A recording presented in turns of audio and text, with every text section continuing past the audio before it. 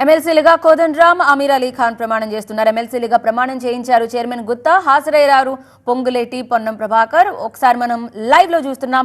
వి Birla Ailayya, MLC Mahesh Goud కూడా హాజరయ్యారు.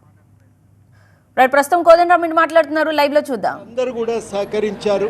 వారందరి ఆకాంక్షల మేరకు పనిచేయటమే ఇవాళ మా బాధ్యత అవుతుంది.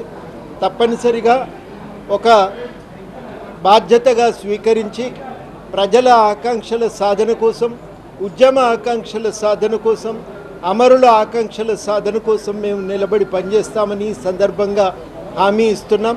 మాకు చేతనైన కాడికి అక్కడ ఆ ప్రతిజ్ఞ అయితే ముగిసింది, కానీ ఇక్కడ ప్రజల ముందు మేము చేసే ప్రతిజ్ఞ ఏంటంటే మాకు చేతనైన కాడికి శక్తి వంచన లేకుండా ఇక తప్పనిసరిగా ఉద్యమ ఆకాంక్షల సాధన కోసమే పనిచేస్తామని, నిలబడతామని కూడా ఈ సందర్భంగా మేము హామీ ఇస్తున్నాం.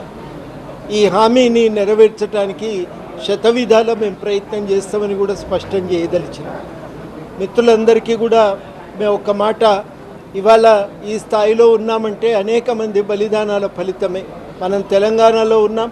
తెలంగాణ ఏర్పడటం వల్లనే మాకు ఈ గుర్తింపు దొరికింది. కాబట్టి మొట్టమొదటిగా అమరవీరులకు నివాళులు అర్పించిన తర్వాత మా ఇతర కార్యక్రమాలన్నింటినీ కూడా మేము దాన్ని నిర్ణయం చేసుకుంటాం, దాన్ని నిర్వహిస్తామని అందరికీ కూడా ఈ సందర్భంగా తెలియజేస్తూ, ఇది ముగిసిన వెంటనే అమరవీరులకు నివాళులు అర్పించే కార్యక్రమం ఉంటుంది.